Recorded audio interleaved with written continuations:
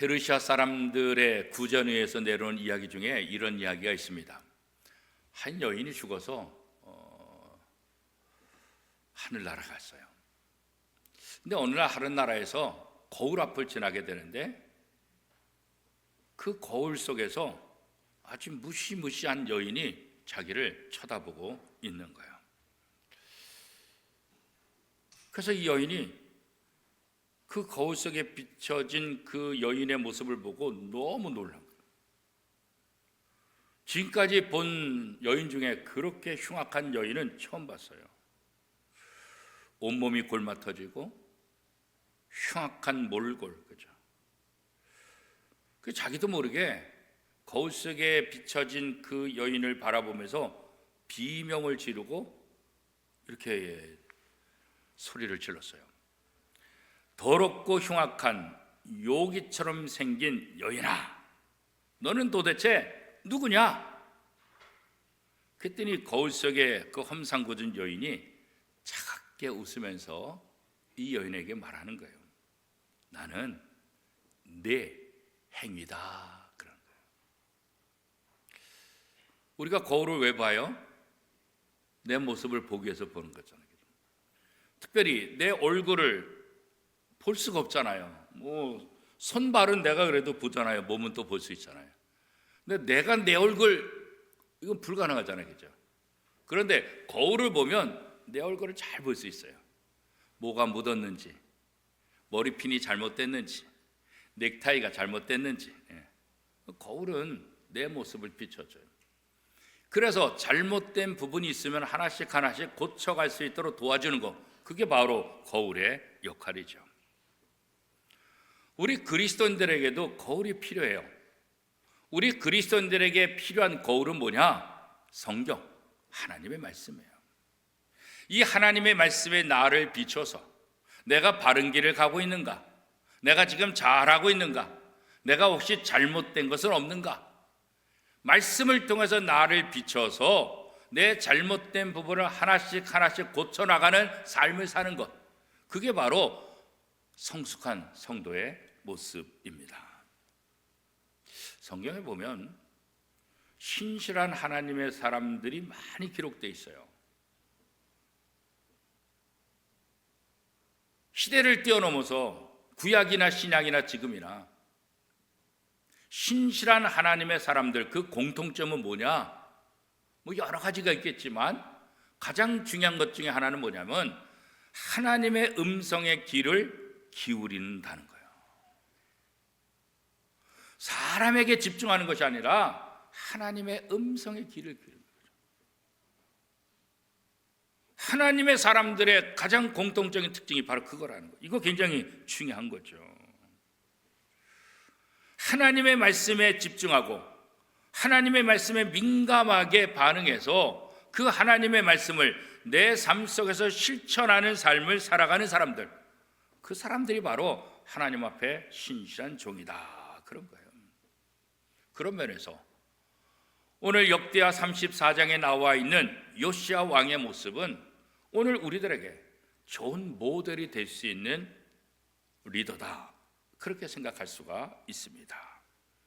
우리가 삶을 살아가면서 삶의 순간순간마다 하나님의 말씀을 듣기 위해서, 또 하나님의 뜻을 알기 위해서 우리는 모든 촉각을 하나님께 두어야 한다는 거예요. 그렇죠? 하나님께 집중하는 그런 삶을 우리가 살아야 되는 거예요. 역대하 이 34장에 나와 있는 이 등장인물들, 이 사람들은 자신들의 모든 삶에 있어서 언제나 하나님의 음성을 듣는 것에 집중했던 사람들이다, 이렇게 말할 수 있어요. 먼저 대제사장 hil기야, 그리고 서기관 사관에 등장을 하고 있죠. 이 대제사장 hil기야는 성전을 책임지는 사람이에요.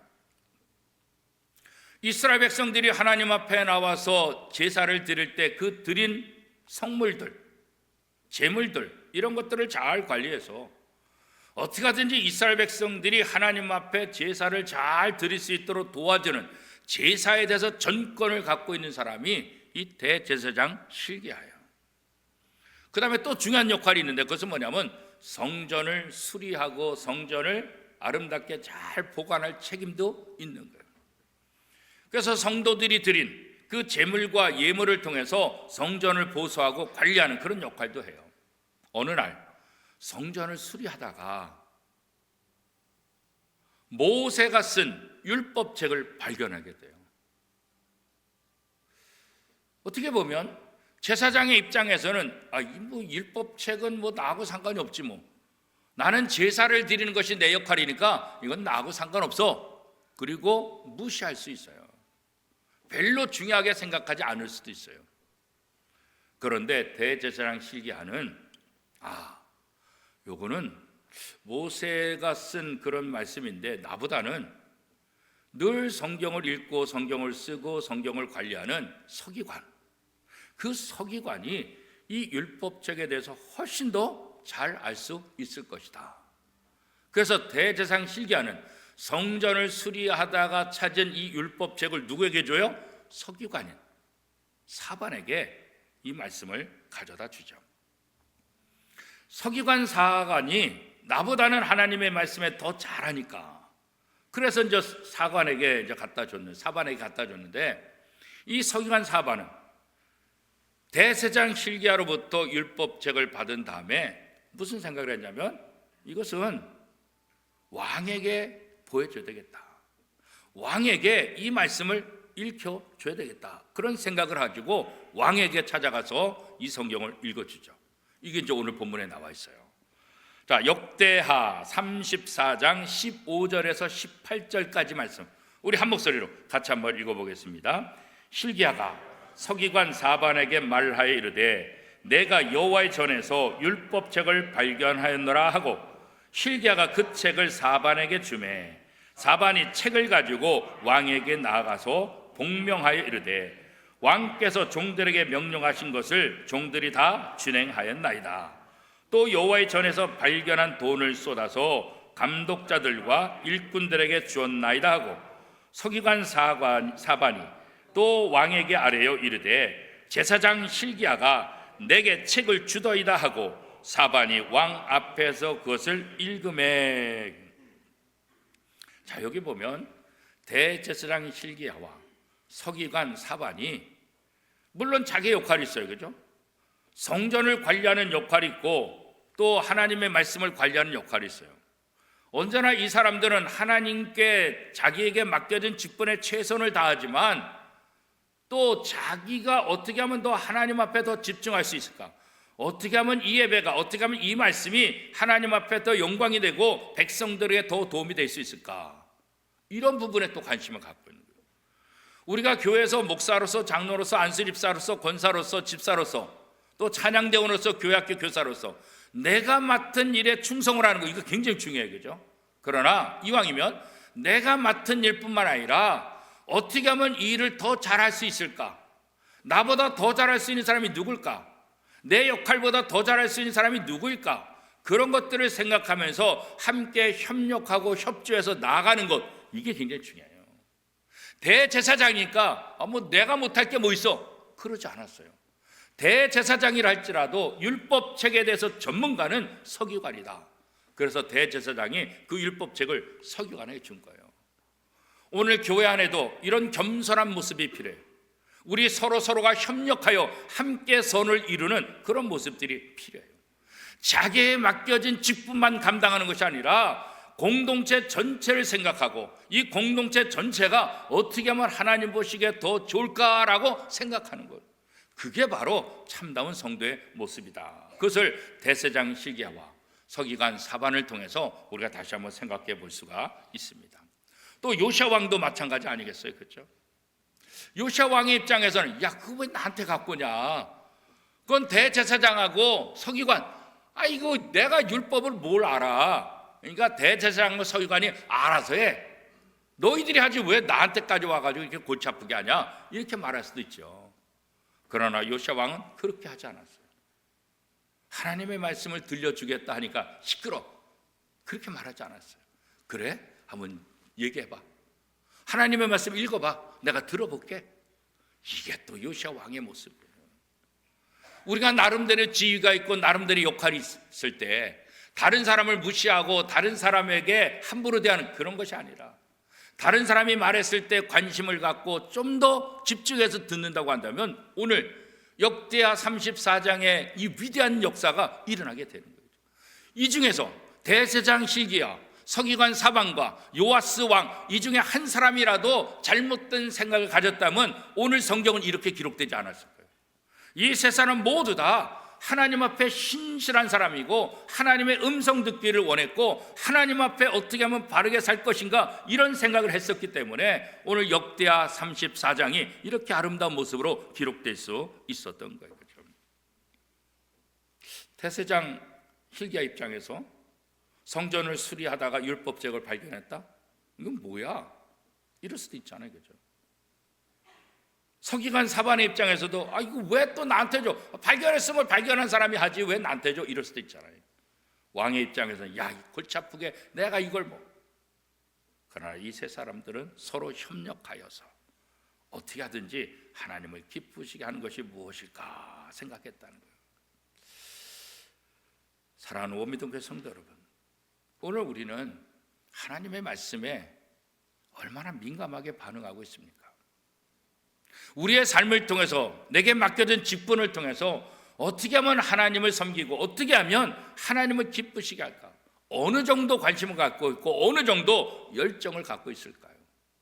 대제사장 실기야와 서기관 사반과 요시야 왕처럼 그런 정도의 집중력과 그런 정도의 관심을 우리가 갖고 있냐 이거죠. 오늘 우리 신앙생활 하면서 이 대제사장 실기야와 서기관 사반과 요시야 왕의 모습을 우리 본받는, 그럴 때 우리는 하나님 앞에 하나님의 음성에도 민감하고 하나님의 음성을 듣고 하나님을 기쁘시게 하는 삶을 살 수 있게 될 것입니다. 저와 여러분에게 이 은혜가 있기를 축복합니다. 우리는 매일 순간 이 하나님의 음성을 듣는 것에 신경을 써야 됩니다. 비가 오는 어느 날 트럭이 미끄러져 가지고 주택을 덮쳐버렸어요. 얼마나 난감해요. 날벼락이잖아요, 그죠? 이 트럭이 주택을 덮쳤는데 그래서 집이 부서졌어요. 그래서 구급차가 오고 구급대원이 오고 난리가 난 거예요. 난리가 난 거예요. 근데 구급대원이 그 부서진 집에 딱 들어갔는데 충격적인 것을 보는 거예요. 한 여자분이 그냥 잠을 자고 있는 거예요. 집이 무너지는 충격 속에서도 잠을 자고 있는 거예요. 이게 정말 놀랄 일 아니겠어요? 놀랄 일. 그런데 더 충격적인 사건이 일어난 거예요. 옆방에서 어린 아이가 우는 거예요. 그랬더니 지금까지 자고 있던 이 여인이 벌떡 일어나가지고 아기한테 가더라는 거예요. 아니 트럭이 집을 덮쳐가지고 집이 무너질 때도 자던 여인이 아기 울음소리에 벌떡 일어나가지고 아기한테 달려갔다는 거예요. 우리 청각에는 두 가지 기능이 있다 그래요. 내 주변에서 들려오는 소리를 듣는 기능. 또 하나의 기능은 뭐냐면 듣고 싶은 소리만 선별해서 듣는 기능. 얼마 전에 제가 책을 읽었는지 아니면 그 짧은 동영상에서 봤는지 시어머니하고 며느리 이야기가 이렇게 나오더라고요. 시어머니가 저기 좀 같은 거실에서 일을 하다가 멀리 떨어지는 며느리를 부르는 거예요. 며느리한테 막 얘기를 하는 거예요. 근데 며느리가 아무런 반응을 안 해. 시어머니가 화가 나가지고 며느리한테 야! 내가 말했는데 넌 안 들리니? 그랬더니 안 들렸어요. 그런 거 안 들렸어요. 그래서 시어머니가 화가 나가지고 야! 너 저쪽 가. 내가 있던 자리에 가. 내가 여기 앉을 테니까 너 나한테 얘기해봐. 들리는지 안 들리는지 내가 확인할 테니까. 그래서 자리를 바꿨어요. 며느리가 시어머니한테 시어머니의 약점을 이렇게 얘기를 하는 거예요. 시어머니 어때요? 그랬더니 안 들린다. 그러더라는 거예요. 안 들린다는 거예요. 사람들은 다 자기가 듣고 싶은 소리만 듣는다는 거예요. 내가 상대방하고 이렇게 얘기를 하다가 옆에서 내가 관심 있는 사람이 누군가 대화하면 내가 말은 이 사람하고 하는데 귀는 이쪽에 신경 써요. 그래가지고 세미한 음성까지도 다 들어 그랬잖아요. 듣고 싶은 거는 다 들어. 그런데 청천벽력 같은 소리가 들린다 할지라도 관심이 없는 거는 안 들려 그렇잖아요. 오늘 왜 우리가 하나님의 음성을 듣지 못할까? 바로 이런 이유 때문이 아닐까요? 하나님의 음성에 대해서 관심이 없어. 하나님의 음성을 들으려고 하질 않아.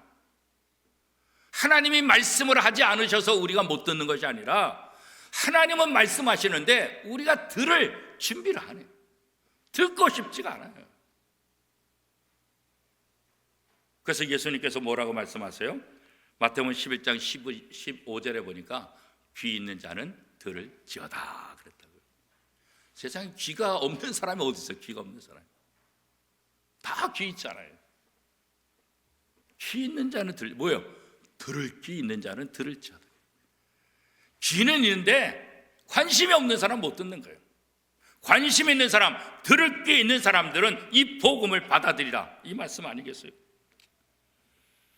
오늘 역대하 34장에 나타난 대제사장 hil기야, 서기관 사반, 요시야 왕, 이 세 사람의 특징은 하나님의 음성에 민감하게 반응하는 사람들이었어요. 그렇죠? 어떻게 하면 하나님의 말씀에 더 집중할 수 있을까? 그렇죠? 서기관이 요시야 왕에게 낭독한 율법책, 이 율법책에 무슨 내용이 있는지는 모르지만 이 율법책을 읽어주고 난 다음에 이 요시야 왕이 어떻게 했다 그랬어요? 옷을 찢었다 그랬어요. 자, 역대하 34장 19절 말씀 같이 한번 읽어보겠습니다. 왕이 율법의 말씀을 듣자 곧 자기 옷을 찢었더라. 자기 옷을 찢었다는 것은 어떤 면에 극단적인 표현이죠. 극단적인 표현. 여러분, 누가 자기 옷을 이렇게 함부로 찢어요? 그죠? 극단적인 표현을 할 때 이런 표현들을 하게 되잖아요. 그렇죠? 근데 히브리 문화에 있어서 이 옷을 찢는다, 이것은 하나의 상징인데 어느 때 옷을 찢느냐? 아주 극심한 슬픔을 당했을 때 옷을 찢는. 그러니까 옷을 찢는다는 것은 내가 지금 엄청난 슬픔에 빠져 있다, 이런 것을 상징적으로 표현하기 위해서 옷을 찢는다. 그래서 이스라엘 백성들은 가족들, 특히 부모님이 돌아가셨을 때는 옷을 찢는 행위를 해서 내가 지금 이만큼 슬프다, 이렇게 표현한다는 거예요. 또 하나, 하나님의 말씀을 듣고 하나님께 지은 죄가 인식될 때, 그때 옷을 찢으며 회개했다. 그래서 이스라엘의 문화, 이 히브리 문화 가운데 옷을 찢는다는 것은 극심한 슬픔을 얘기하는 건데, 가족들, 부모가 돌아가셨을 때, 두 번째는 뭐요? 하나님 앞에 죄를 지은 것을 고백할 때, 이렇게 옷을 찢는. 그런데 지금 서기관 사반이 모세의 율법책, 그 발견한 율법책을 왕에게 읽어주는데 그 말씀을 듣고 왕이 자기 옷을 찢었다. 오늘 본문은 그렇게 말하고 있어요. 그거 왜 찢은 걸까? 뭐 때문에 찢은 걸까요? 그죠? 그것은 그 말씀을 통해서 이스라엘 백성들의 조상이 무슨 죄를 졌는지, 그리고 그 죄가 지금까지도 연결돼서 우리가 짓고 있는 이 어마어마한 죄에 대해서 요시야 왕은 깨닫게 된 거예요. 그래서 자기 옷을 찢고, 어떻게 보면 과장된 반응, 하나의 퍼포먼스가 아니야, 누구에게 보여주기 위한 어떤 쇼가 아니라 진심으로 자기 옷을 찢고 회개하는 그 모습. 여러분 같으면 내 잘못을 인정할 때 정말 옷을 찢는 그런 회개하는 모습이 여러분 속에 있을까요? 그죠? 여러분도 그렇게 반응할 수 있습니까?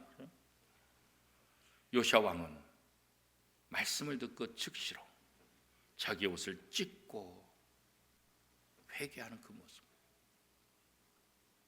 언제나 하나님의 말씀에 민감하게 반응하는 사람들은 하나님의 음성이 들렸을 때 그것을 거부하지 않고 그 말씀에 즉각적으로 행동으로 옮긴다는 거죠. 요시야 왕 입장에서는 왕으로서 이 내가 다스리는 이 이스라엘 백성들이 하나님 앞에 온전하기를 원하는 거예요. 하나님 앞에 경건한 삶을 살기를 원하는 거예요. 그게 왕으로서 분명히 사로잡아 있어요. 그러니까 이 율법책의 내용을 들으면서 지금 이 현실이 왜 우리가 고통당하고 있는지, 왜 우리가 진노를 받고 있는지, 그 이유가 무엇인지 이 율법책을 읽어주는 그 과정 속에서 깨닫게 되었다는 거예요. 그렇죠? 자신의 선조들뿐만 아니라 자신들이 지금 커다란 죄악을 짓고 있다는 것을 깨닫게 된 거예요. 율법책이 자신들의 삶의 실체를 명확하게 볼 수 있는 거울과 같은 역할을 요시야 왕에게 지금 해준 거죠. 그래서 요시야 왕은 제사장 hil기야와 사반의 아들 아히감과 미가의 아들 압돈과 사반과 아사에게 이렇게 명령하죠. 어떻게 명령해요? 역대하 34장 21절 전반절에 이렇게 말합니다. 너희는 가서 나와 및 이스라엘과 유다의 남은 자들을 위하여 이 발견한 책의 말씀에 대하여 여호와께 물으라. 요시야는 이 말씀을 듣고 자기가 회개하고, 그런데 중요한 것은 뭐냐면, 그러면 이런 상황 속에서 우리들이 어떻게 해야 될지를 하나님께 물으라. 하나님께 묻는 신앙, 이거 굉장히 중요한 거예요. 내가 왕이니까 내 마음대로 할 수 있다 이렇게 말할 수 있어요. 그러나 왕은 그렇게 하지 않았어요. 겸손하게.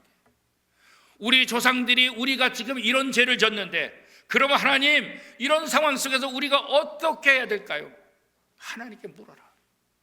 왕이 자기의 교만에서 내가 한번 하나님 앞에 나가 이러지 않고, 일을 감당했던 신실한 사람들에게 하나님 앞에 물어서 어떻게 해야 될지를 알려달라 이렇게 요청한 것 아니겠어요? 그렇죠? 오늘 우리가 우리의 삶 속에서 내 생각과 내 경험과 내 뜻대로 하는 것도 중요하지만 하나님의 뜻이 무엇인가 묻는 거, 이거 중요한 거예요. 그래서 기도가 필요한 거예요. 하나님, 이 상황 속에서 제가 어떻게 할까요? 그 하나님, 승민아, 물론 이렇게 말씀하지는 않았어요. 그러나 설교를 통해서, 찬양을 통해서, 주변 사람들을 통해서, 다양한 모습을 통해서 하나님께서 우리에게 응답하시는 것을 우리가 느낄 수가 있어요.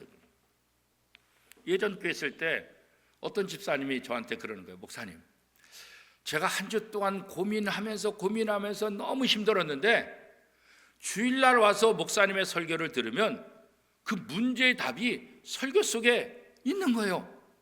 그래서 제가 고민하던 것을 매 주일마다 설교를 통해서 제가 하나님의 음성을 듣습니다. 이렇게 얘기해요. 사실 저는 그분이 무슨 고민인지 전혀 모르죠. 근데 그분은 기도하는 거예요.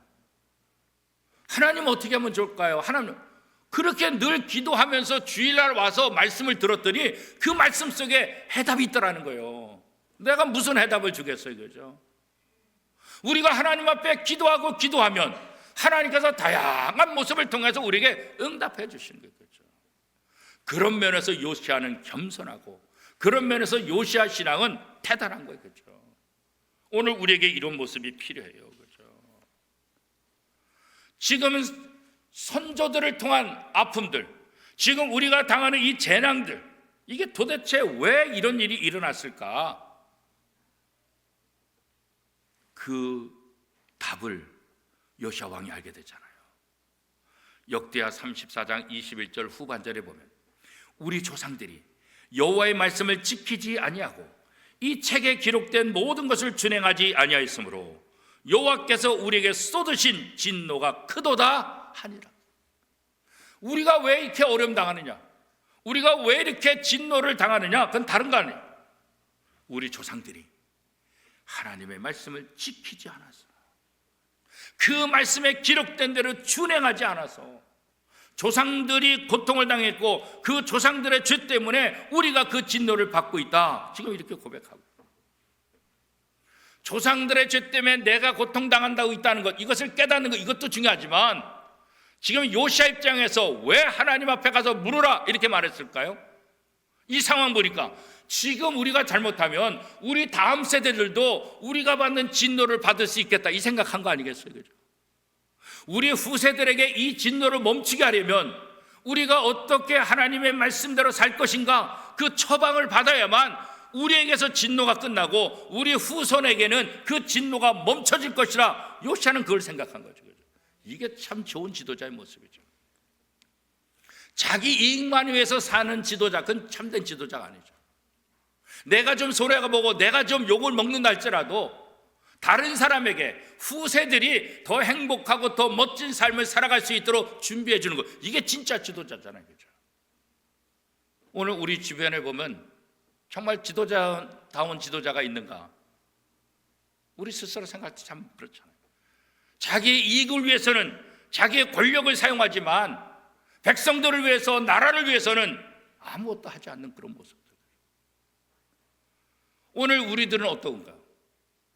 내가 목사로서, 장로로서, 안수립사로서, 권사로서, 성도로서, 아버지로서, 어머니로서, 자녀로서, 직장에서 내가 맡은 모든 직분에 대해서 나는 어떻게 감당하고 있다? 나는 내 이익만 챙기는 사람인가? 아니면 공동체를 생각하는가? 아니면 내 후세를 생각하고 있는가? 그런 면에서 요시아는 참 위대한 리더, 위대한 지도자라는 거예요. 하나님의 진노를 여기서 멈추고 이제는 하나님의 백성들이 하나님의 사랑을 받고 하나님의 은혜를 받는 백성 되기를 원하는 그런 모습들이죠. 우리가 거울을 통해서 자기의 부족한 모습을 발견하고 그냥 지나치지 않잖아요. 고쳐야 되잖아요. 요시아 왕은 율법을 통해서 자기에게 들려주신 하나님의 음성, 우리가 뭐가 잘못했는지, 뭐가 문제인지 깨닫고 이제는 어떻게 해요? 옷을 찢고 회개함으로 이제는 하나님의 백성답게 살겠노라 다시 한번 결단하는 모습을 취한 것 아니겠어요? 그렇죠? 오늘 우리에게도 이런 모습이 필요한 거죠. 우리가 주일마다 하나님의 음성을 듣고 매일매일 하나님의 음성을 들으면서 그 말씀에 순종하며 그 말씀대로 변화된 삶을 살고 있는가, 그거죠. 이제 오늘 우리에게도 옷을 찢고 회개하는 모습이 필요해요. 왜냐하면 우리 공동체를 위해서, 우리 나라를 위해서, 우리의 자손들을 위해서인 거죠. 119 전도 축제를 통해서 한 생명이 천하보다 귀하다는 이 하나님의 음성을 들으면서도 전도하지 않는 그 모습들, 우리가 옷을 찢으며 회개할 일 아니겠어요? 내 자녀 손들이 교회 다니지 않아도 아무런 관심도 없고 그들을 위해서 기도하지 않는 것, 그것이야말로 옷을 찢으며 회개할 그런 모습 아니겠어요? 이 나라 이민족이 하나님 앞에 올바로 서야 되는데 그렇지 않은 것을 바라보면서도 자기의 이익만을 추구하는 삶을 산다고 한다면 우리의 옷을 찢으며 회개하는 역사들이 일어나야 되지 않겠어요? 다음 주일 10월 27일은 제507주년 종교개혁 기념주일입니다. 1517년 10월 31일 마틴 루터가 독일의 비텐베르그 성당 앞에 95개 조항의 반박문을 붙였어요. 이 반박문은 뭐냐면 지금까지 교황청을 통해서 지금까지 캐톨릭이 주장했던 것들이 루터가 성경을 공부하고 성경을 읽다 보니까 이게 상충되는 부분들이 많아요. 나는 교황청이 내 거울이 아니라 하나님의 말씀이 거울이라는 것을 깨달은 이후에 상충되는 95개의 논쟁거리를 붙인 거예요. 그리고 그때부터 종교개혁이 시작되고 전 세계 기독교는 매년 마지막 10월 마지막 주일을 종교개혁 기념주일로 지키고 있어요. 오늘 내 안에서 회개할 것이 무엇인가? 오늘 내 안에서 개혁되어야 될 것이 무엇인가? 오랫동안 신앙생활하면서 습관화되어 있는 것들이 무엇인가? 이 요시아 왕처럼 하나님의 음성을 듣고 옷을 찢으며 회개할 부분이 무엇인가? 그리고 우리가 하나님 앞에 다시 설 수 있도록 경건하고 온전한 삶을 살 수 있도록 우리가 다시 한번 다짐해야 되지 않겠습니까? 사랑하는 원미동교 성도 여러분, 하나님 앞에 성실하고 신실한 성도들이 될 수 있기를 축복합니다. 하나님의 말씀 앞에 민감한 성도들이 될 수 있기를 축복합니다. 하나님의 말씀에 날마다 자신의 삶을 비춰보고 그것을 하나님 앞에서 바로잡는 회개하는 삶을 사는 저와 여러분의 삶이 될 수 있기를 축복합니다. 이러할 때 이 시대 하나님의 필요한 인물, 신실한 하나님의 일꾼으로 하나님께 영광 돌리는 삶을 살게 될 것입니다. 이 은혜가 우리 원미동교회 위에 저와 여러분 속에 함께 하시기를 축복합니다. 말씀을 생각하면서 함께 찬송하시겠습니다. 270